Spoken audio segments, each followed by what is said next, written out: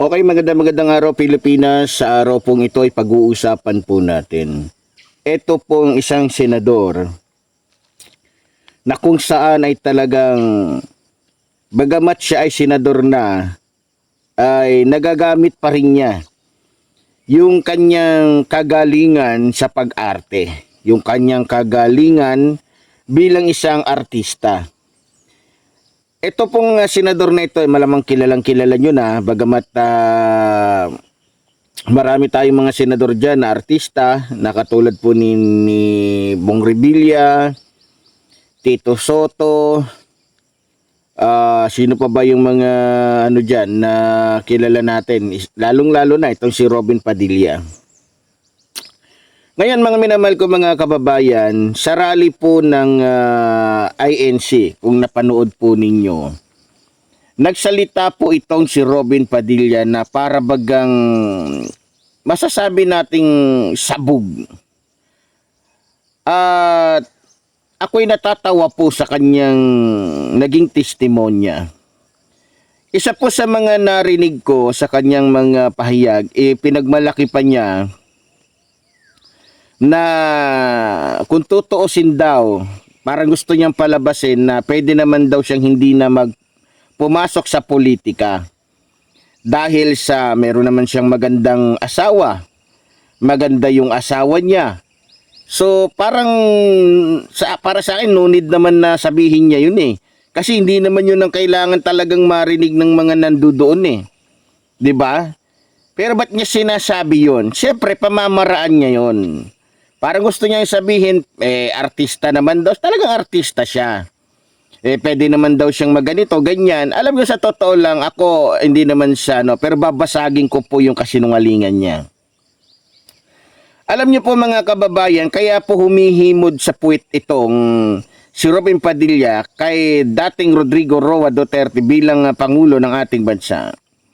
Dahil nga po sa una-una, kung mapapansin ninyo, wala na po siyang masyadong pelikula at kung meron man siyang ginaganapan na isang role sa isang palabas, napakaliit na lamang po ng kinikita niya. Kaya naisip niya, total si Bong Revilla artista naging senador, maraming artista naging senador, kaya naisip ni Robin Padilla na gamitin yung pagkakataon na kumampi sa mga Duterte para siya'y matulungan para makakabig ng bilyon o ng milyon-milyon. Ngayon, sa totoo lang, alam po ni Robin Padilla na ang kanyang skill o kanyang natapos ay hindi sapat. Kahit pa maging mayor si Robin Padilla ay hindi sasapat yon dahil sa antas lamang ng kanyang karunungan. No, ang alam lang naman niya magdrama, yun lang. Wala nang iba. Ngayon, mga minamahal kong mga kababayan, ginamit niya yung pagkakataon, nakita niyo naman. Kahit walang ginagawang masama sa kanya si dating Senador Antonio Trillanes noong mga panahon na yon, abay, para lamang sabihin na siya ay maka-Duterte o sumusuporta sa mga Duterte, abay, ang lakas ng loob niyang hamunin ng suntukan si dating Senador Antonio Trillanes. Na ngayon, na siya naman ang senador, ayaw na niyang maghamon ng suntukan. Ewan ko lang kung bakit. Kasi baka siguro, di ba? Natatakot siya. Ngayon, yung salita niyang, kung tutuusin, pwede naman akong hindi na pumasok. Yun ang gusto niyang palabasin doon sa sinasabi niya. Sa politika. Ba't ka pumasok? Ba't ka pumasok, Robin Padilla? Alam mo naman sa sarili mo na wala kang sapat na kaalaman. Wala kang sapat na kapasidad para maging senador. Bakit ka pumasok? Sige nga. Bakit ka pumasok? Sasabihin na naman ito, tinulak kasi ako, inano kasi ako, inendorso kasi ako ng ganito, ganyan. Sabi kasi ni ganito, sabi ni ganon. Unang-una, Robin Padilla, host ka na ng hindi ako nagkakamali. Judge ito ng Philippine Got Talent ba 'yon? Kundi ako nagkakamali. Hindi na kontento kasi ang binibigay lang pala sa kanya, kada attend niya sa Pilipinas Got Talent, hindi sapat sa panggasolina, hindi sapat sa kinakain nila. 'Di ba? Kaya naisip niya, pumasok kaya ako sa politika. Gamitin ko yung pagiging artista ko. Tapos gamitin ko rin ang mga Duterte. Para nang sa ganon, siguradong mapapanalo nila ako o mananalo ako. At hindi nga siya nagkamali. Nagamit niya, pati nga ako, naloko niya eh. Dahil akala ko, totoo siya. Akala ko talagang may gagawin siyang mabuti sa Senado. Pero wala pala.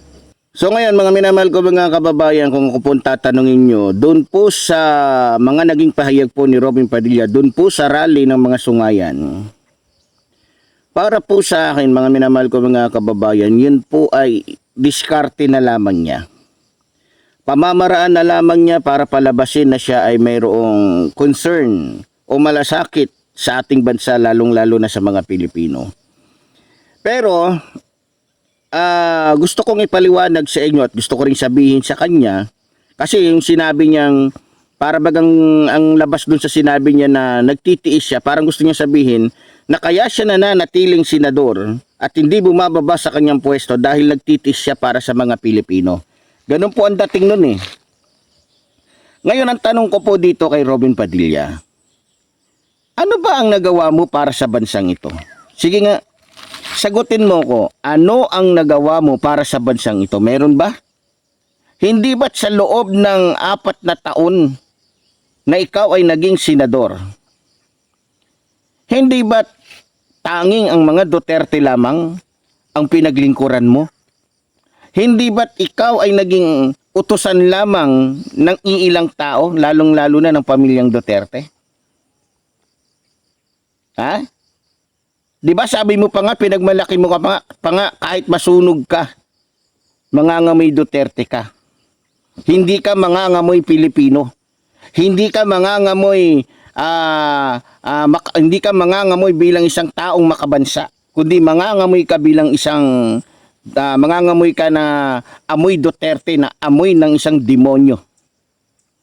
Di ba? Oh. Ngayon anong pinagdadadrama mo?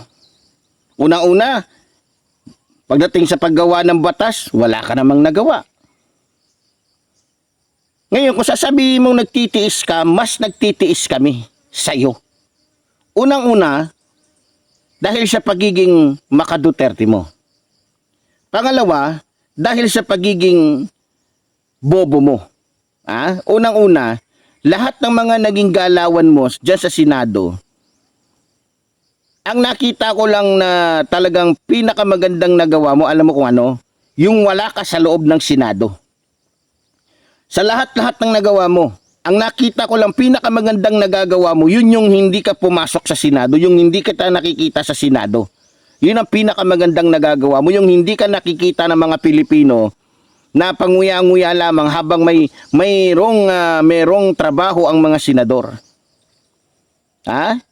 Unang pasok mo pa lang sa Senado, wala ka bang ginawa kundi hawakan yung bigote mo, makipagkwentuhan, makipag-angasan. Yun lang yung alam mo, makipagpormahan. Tapos yung pera ng taong bayan ibinibigay sa'yo samantalang wala naman kami napapakinabangan sa'yo. Kaya kung nagtitiis ka, mas nagtitiis kami dahil kung meron lang kaming kapangyarihan para pababain ka, kaya lang makapal ang pagmumukha mo eh. Makapal ang pagmumukha mo. Sumisweldo ka, tumatanggap ka ng milyon-milyon mula sa taong bayan pero wala kami napapala sa'yo, lalong-lalo na yung 32 milyon katao na sumusuporta kay PBBM. Buti pa, si PBBM, pati yung mga senador kasama ni PBBM, kakampi ni PBBM, kahit hindi ninyo sinusuportahan si PBBM, maging yung mga kalyado niya, nakakatanggap kayo ng tulong. Kami, anong tulong ang natanggap namin mula sa mga Chinator? Meron ba? Lalong-lalo na sa'yo, meron ba? Wala. Kaya huwag kang magdrama na para bagang may nagawa kang mabuti. Pero sa bagay, alam ko kasi artista ka eh. Alam ko pamamaraan mo lang yan. 'Di ba? Mr. Robin Padilla. Alam nyo, sa totoo lang mga minamahal ko mga kababayan, ito pa, sinabi ko na yung una, na mas nagtitiis tayo sa kanya. Pangalawa, mas nagtitiis kami sa iyo, Robin Padilla, dahil DDS ka. Dahil maka-Duterte ka. Kahit alam mo na mali ang ginagawa ng mga kasama mo, nananatili kang bulag pipibingi. So doon pa lang, makikita na wala kang kwentang senador. Dahil wala kang mata. Dahil wala kang tenga para sa katotohanan. Yung tenga at mata mo, ginagamit mo lang sa kasinungalingan. So, kaya para sa akin mga kababayan, gusto kong sabihin dito kay Robin Padilla na kung ako sa'yo, maghanda-handa ka na. Kasi, ang pagkakaalam ko, may kaso ka na o kakasuhan ka din. At posibleng ikatanggal mo. Ha? At siguradong dyan na rin magtatapos yung lahat ng kahayupan mo, lahat ng yung pagiging traidor mo. Sa totoo lang mga minamahal ko mga kababayan, sa simula't simula pa lang, ito sasabihin ko na sa inyo to kung nagawa nga niyang traidorin ang sarili niyang reliyon, na kung saan doon ayun ang namulatan niya, mga Pilipino pa kaya ang hindi niya traidorin? Di ba? Di ba Katoliko to? Dahil lamang sa libog, dahil lamang sa kagustuhan ni Robin Padilla na magkaroon ng maraming asawa, ipinagpalit niya yung kanyang reliyon sa pagiging Islam. Wala namang problema doon. Walang problema kung ikaw ay pupunta sa Islam. Para sa akin walang problema. Pero ang tanong, ano ba ang motibo niya? Kaya nga yung ibang Muslim, kasi ang naniniwala lang naman dito kay Robin Padilla ng mga Muslim is 10%. 90% ayaw nila kay Robin Padilla dahil alam nila ang motibo. Nung siya ay nagpa-convert sa Muslim, kung sino-sino na ang gusto niyang galawin at maging asawa. 'Di ba? Yan ang plano niya kaya siya nag-Muslim. Ngayon, sa pagiging traitor nito, pagiging sinungaling nito, talagang grabe. Todo. Pero sa totoo lang, bakla po itong hayop na to. Bakit? Naalala nyo nung nakulong ito, sa sobrang takot niya sa mga nakabilanggo doon sa Bilibid, lumuhod, umiyak, kasi ninong niya si Ramos noon na naging pangulo ng ating bansa. Lumuhod talaga to, halos tumutulo na yung uhog sa pagmamakaawa sa kanyang ninong na kung maari. Doon na lang siya ikulong sa isang selda na walang mga mas bad boy kaysa sa kanya at totoong bad boy kaysa sa kanya. Ngayon, nung hiniwalay na siya ng selda, sumipsip. Todo-todo yung sipsip niya. Kung anong nakikita niya doon sa Bilibid. Ngayon, mainit siya ngayon sa mga nakakulong doon. Ngayon, para magkaroon siya ng kakampi, para hindi siya galawin, bumahag yung buntot dahil sa pagiging chismoso. Doon nagsimula na nagpa-convert siya ng Muslim. Pero ang pinaka-focus niya talaga doon, ang pinaka-motibo niya talaga bakit siya nag-Muslim ay para nga naman magkaroon siya ng maraming asawa. Kasi kung mananatili siyang Katoliko, mahihirapan siya mag-asawa ng mag-asawa kasi pwede siyang ikulong, pwede siyang, di ba? Pwede siyang kasuhan. Ganyang katukmol yung taong yan. Kaya hindi na ako magtataka kung bakit maging sa larangan ng politika o mga Pilipino ay kaya niyang traidorin. Dahil likas na po kay Robin Padilla ang pagiging traidor, ang pagiging plastic, ang pagiging artista.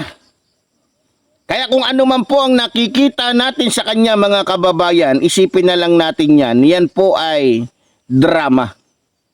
Walang dapat paniwalaan kay Robin Padilla. Dahil lahat po ng ginagawa niya ay nagagamit po niya yung kagalingan niya sa pagiging artista. Ngayon, Robin Padilla, kung nagtitiis ka sa amin, para naman sa amin, mas nagtitiis kami sa iyo, uulitin ko lang. Ngayon, kung sasabihin mo nagtitiis ka para sa mga Pilipino, hindi kami naniniwala dyan. Dahil ni minsan hindi namin naramdaman na mayroong isang senador na Robin Padilla na nagmalasakit para sa bansang ito.